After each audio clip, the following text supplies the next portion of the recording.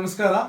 So ಇಲ್ಲಿ ಒಂದು ಹೆಸರುಗಟ್ಟಾಗಿ ಬಂದಿದ್ದೀವಿ ನಾವು. ಆಕ್ಚುಲಿ ರವಿ ಕಡೂರ್ ಕ್ಲೈಂಟ್ ಇವರು ಆಲ್ರೆಡಿ ನಮ್ಮ ಒಂದು ಫೋಮ್ ಇಂಟ್ರೆಸ್ಟ್ ಕಮ್ಮಿ ನಮ್ದು 2 ಡಿವೈಸ್ ತಗೊಂಡಿದ್ದಾರೆ. ಆಕ್ಚುಲಿ ಇವರು ಆಲ್ರೆಡಿ ಲಾಗಿನ್ ಆಗಿ 15 ದಿನ ಆಗಿದೆ. ಸೊ ಅವ್ರಿಗೆ ಒಂದು ಫಲಿತಾಂಶ ಬಂದಿದೆ, ಮಿಸ್ಟರ್ ಮನೋಜ್ ಅಂತ ಹೇಳ್ಬಿಟ್ಟು. ಸೊ ಡಿವೈಸ್ ಎಲ್ಲ ಅವ್ರು ತಂದೆ ತಗೊಂಡು ಅವ್ರು ನೆಕ್ ನೋವು ಕೂಡ ಅವ್ರು ರಿಲೀಫ್ ಆಗಿದೆ.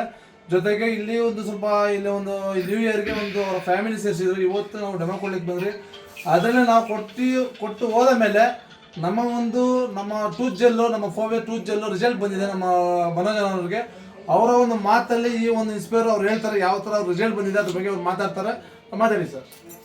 So first of all paste ನಾನು ಏನು ಯೂಸ್ ಮಾಡ್ತಾ ಇದ್ದೆ, almost 4-5 types of paste use ಮಾಡಿದ್ದೀನಿ. ಕ್ಲೋಸಪ್ ಇಂದ ಹಿಡಿದು ಸೆನ್ಸೋಡೈನ್ ಎಲ್ಲ ಥರನೂ ಯೂಸ್ ಮಾಡಿದ್ದೀನಿ. ಜಸ್ಟ್ ಅಲ್ಲಿ ತನಕ ಆ ಪ್ರೆಸೆಂಟ್ ಇದ್ರ ತನಕ ಅಷ್ಟೇ ನನಗೆ ರಿಲೀಫ್ ಸಿಗ್ತಾಯಿದ್ದೆ ಹೊರತು ಯಾವುದೇ ಥರ ಇದ್ರಿಗೆ ಸಿಗ್ತಿಲ್ಲ. ಆಮೇಲೆ ಡೆಂಟಲ್ ಹತ್ರ ಹೋಗಿದ್ದೆ, ಅವ್ರು ರೂಟಿನಲ್ಲಿ ಮಾಡಬೇಕು ಅಂದರು. ಆಮೇಲೆ ನಾನು ಡೆಂಟಲ್ ಕ್ಲಿನಿಕ್ಕಿಗೆ ಒಂದು 2-2 ಸಾವಿರ ಅಷ್ಟು ಖರ್ಚು ಮಾಡಿದ್ದೀನಿ. ಟ್ಯಾಬ್ಲೆಟ್ ತೊಗೊಂಡ್ರೆ ಅವತ್ತಿನ ದಿನ ಒಂದು ರಿಲೀಫ್ ಆಗ್ತಾಯಿತ್ತು. ಬಟ್ ಅದಾದಮೇಲೆ ಮತ್ತೆ ನೆಕ್ಸ್ಟ್ ಡೇ ಸೇಮ್ ಅದೇ ಇದು ಮತ್ತೆ ಅದೇ ನಾವು ತಡ್ಕೊಬೇಕು. ಬಟ್ ಏನಂದರೆ ಅದು ನಾವು ಯೂಸ್ ಆಗೋದ್ರಿಂದ ಚಾಕ್ಲೇಟ್ಸ್ ಆಗಿರ್ಬೋದು, ಸ್ವೀಟ್ಸ್ ಆಗಿರ್ಬೋದು, ಇಲ್ಲ ಆಚೆ ತಿನ್ನೋ ಒಂದು ಹ್ಯಾಬಿಟ್ ಇದ್ದೇ ಇರುತ್ತೆ. ಕಂಟ್ರೋಲ್ ಅಂತೂ ಸಿಗಲ್ಲ, ಯಾಕಂದ್ರೆ ನಾಲ್ಗೆ ಓದಿದ್ದು.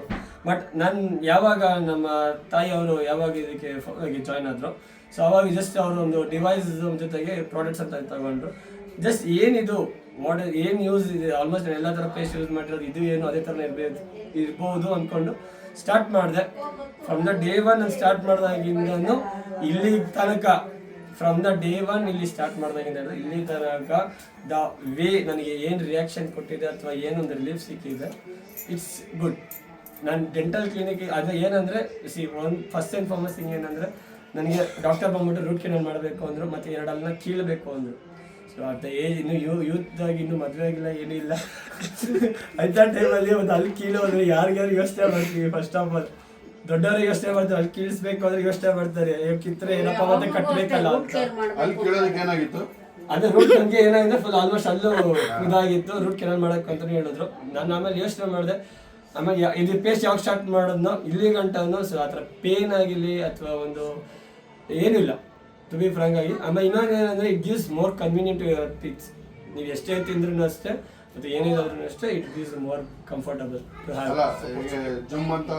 ಏನಿಲ್ಲ pain. First of all main thing ಏನಂದರೆ, ಅಲ್ಲಿಗೆ ನಂದು ಏನಂದರೆ ಆ ಟೂತ್ ಆ ಜಾಗದ ಸರೌಂಡಿಂಗ್ ಏನಾದರೂ ಒಂದು ಫುಡ್ ಐಟಮ್ ಹೋದ್ರೆ ಪೇನ್ ಆಗೋದು, ಇನ್ಸ್ಟೆಂಟ್ ಪೇನ್ ಆಗೋದು. ಬಟ್ ಇದು ಯೂಸ್ ಮಾಡಿದಾಗಿಂದ ಪೇನ್ ಅಲ್ಲ, ಆರಾಮಾಗಿ ಅದೇ ಜಾಗದಲ್ಲಿ ಜಿಗಿತೀನಿ ಅಥವಾ ಏನೇ ಚೀವ್ ಮಾಡ್ಬೇಕಾದ್ರೆ ಅಲ್ಲೇ ಚೀವ್ ಮಾಡ್ತೀನಿ. ಮತ್ತು ಪೇನ್ ಆಗಲಿ ಅಥವಾ ಏನಿಲ್ಲ, ಹೆವಿ ಡಿಫ್ರೆನ್ಸ್ ಇದೆ. ನೋಡಿ ಸ್ನೇಹಿತರೆ, ನಮ್ಮ ಒಂದು ಫೋವೆ ಟೂತ್ ಜೆಲ್ಲು ಅತಿ ಅದ್ಭುತ ರಿಸಲ್ಟ್ಗಳು ಬಂದಿದೆ. ನಮ್ಮ ಮನೋಜ್ ಇವತ್ತು ಮಾತಾಡೋದು ಎಷ್ಟು ಖುಷಿ ಆಗುತ್ತೆ. Thank you Manoj. Mister Manoj, ತುಂಬ ಖುಷಿ ಆಯಿತು. Thank you very much. Thank you.